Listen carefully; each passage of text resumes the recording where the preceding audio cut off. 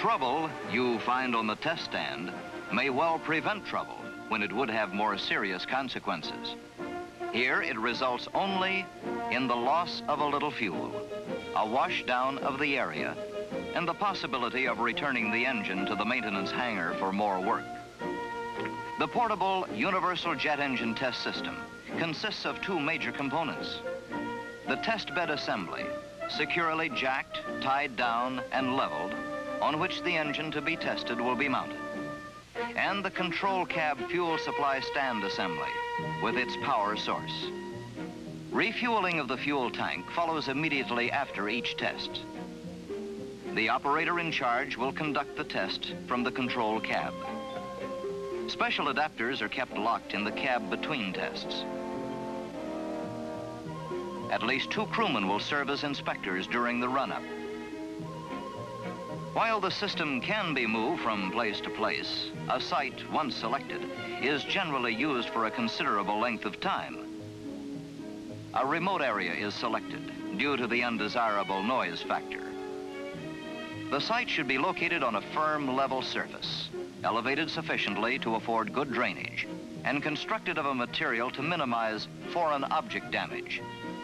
One of the requirements for the setup is a holdback facility that is especially constructed in concrete to withstand tremendous thrust loads. To keep the engine from becoming airborne when power is applied, the holdback cable from the anchoring facility is connected to the engine adapters. The test bed assembly is positioned so the prevailing wind will be into the intake. There should be a distance of 40 feet between the test bed stand and the control cab unit. An angle of 15 degrees offsets the test stand from the control unit.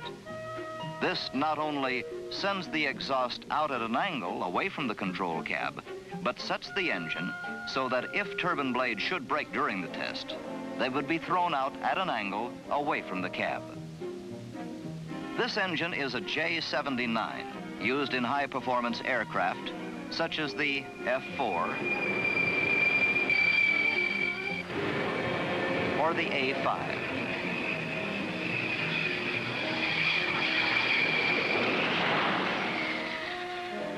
While at sea, jet engine maintenance includes complete procedures and equipment for running up an engine on a test stand. Outside or inside, while the environment may vary greatly, knowing how to operate one type of jet engine test stand is good background for work on all of them. Instrument dials and switches in the control room of a permanent installation differ from the portable cab dials and switches in type and placement. But the general procedures and the purpose of the tests are the same.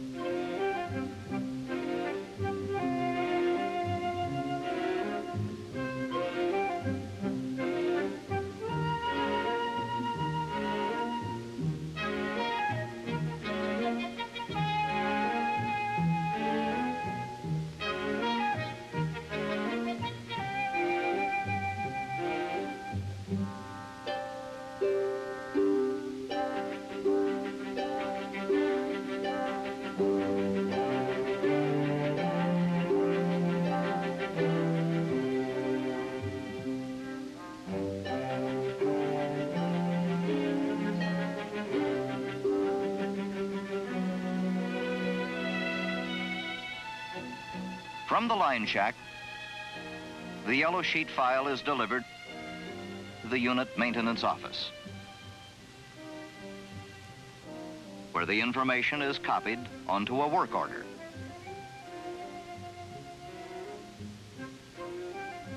The power plant chief will assign a troubleshooter to look at the aircraft. The plane will have to be towed into the hangar and the engine removed, for the only way you can work on an engine at the place where the broken spray bar is located is to have the engine out of the aircraft. This engine will be run up on the test stand before being reinstalled in the aircraft. A run on a test stand is in order, following a repair to an engine for troubleshooting of malfunctions that cannot be isolated with the engine installed in the aircraft, and after a major inspection. When an engine is ready for the test stand, the adapters used to remove the engine from the aircraft are replaced with adapters that are used to fasten the engine to the test bed stand.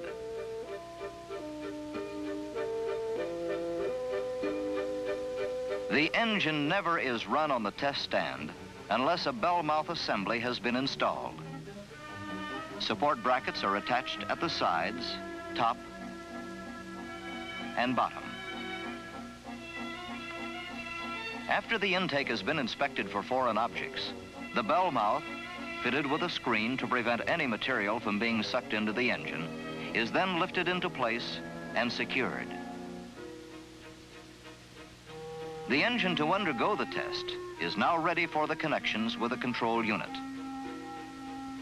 The operator checks that all controls in the booth are in the off position. First, the fuel system hookup. There are 3 basic connections by Cannon plugs, 3 vibration pickups,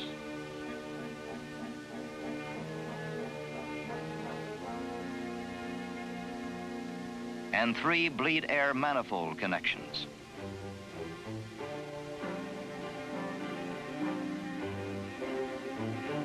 The throttle control is checked for positive shutoff in the 0-degree position and for proper operation and condition.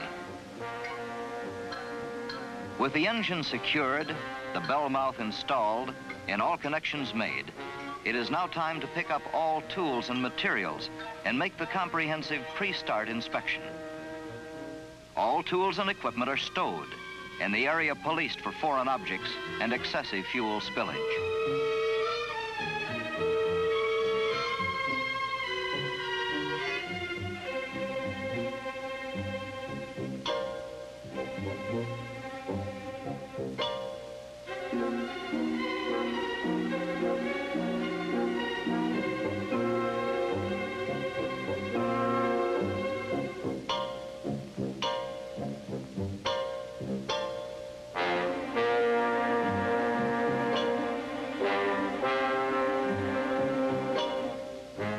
The operator conducts the inspection in accordance with safety and operational checklists.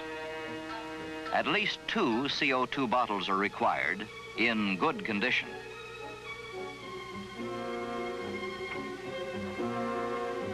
Up to this point, all the action has been concerned with the preparations for the test and in making sure it is being done according to safety requirements.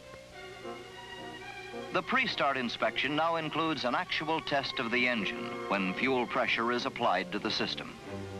Fuel lines can now be inspected for security, abrasions, and evidence of leaks. Special emphasis is put on inspection for leaks, as this is a safety precaution. When the operator is satisfied with each item of the pre-start inspection, he signals for his crew to attach the air starting unit, and he checks to make sure all switches are on and that the throttle is in the off position. Pre-start motoring of the engine serves both as an inspection phase and to prime the engine systems. With the ignition switch off and the throttle at 0 degrees, energize the starter air valve.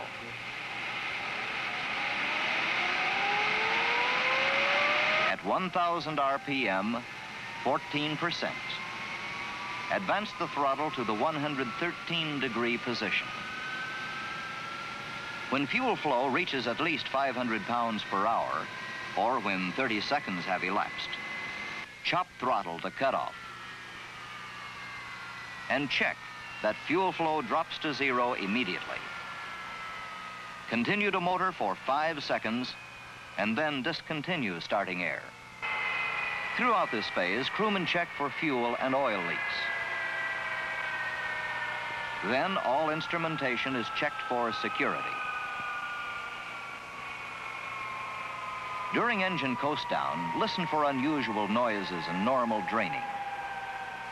Normal noises during coast down include clicking and clacking of compressor blades and turbine blades and gear noises. Allow the engine to drain for 30 seconds. If no leaks or malfunctions are evidenced, steps are taken to light off the engine. But first, check the emergency shutdown button. This would shut the engine off, but not right away. For immediate shutdown, chop the throttle to cutoff. Energize the starter air valve. At 6 to 8%, turn on the engine ignition system. At 11 to 13%, advance the throttle to idle. Check for oil pressure rise. And note the maximum exhaust gas temperature during the start. Light off should be within 15 seconds after the throttle was advanced to idle.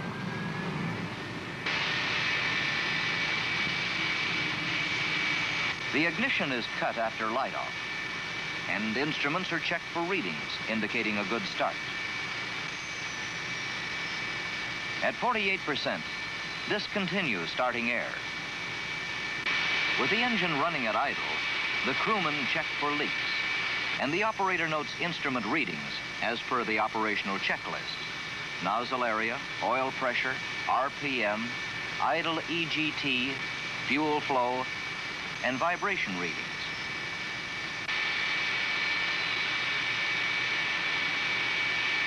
The operator always signals the crew before making power changes. From idle to 86%, to 100%,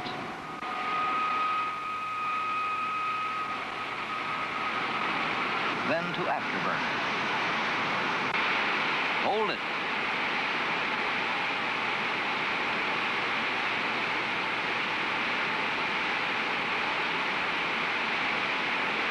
Now to afterburner.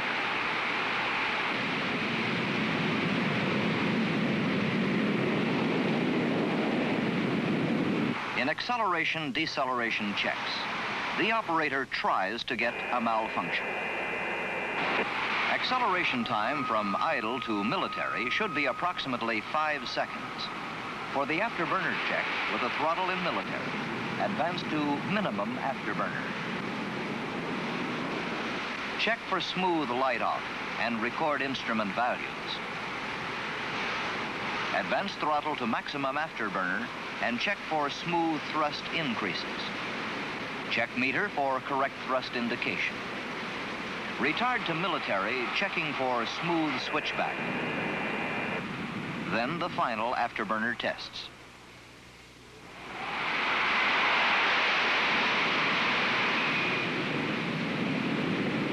It is important that during shutdown procedures, the throttle be held at 80% for from 3 to 5 minutes.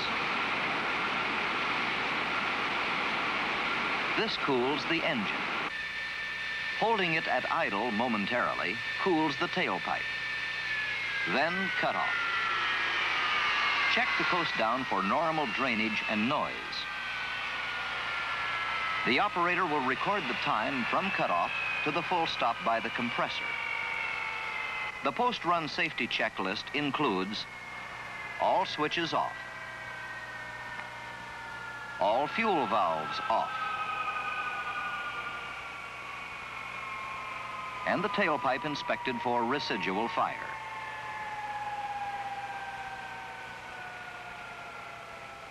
An engine that has been run up on a test stand is going to perform correctly when installed in an aircraft. The high-power turn-up is a test of installation procedures and of the aircraft instruments. The test stand can eliminate several days' work that would be involved if it were necessary to pull and reinstall an engine several times. Operators of the Mobile Universal Jet Engine Test Stand have good basic background for operation of test stands on shipboard and those that are permanent installations. Use of and adherence to the procedures and safety requirements will assure maintenance personnel that when they install an engine in an aircraft, it has been thoroughly tested, capable of functioning in operational flight.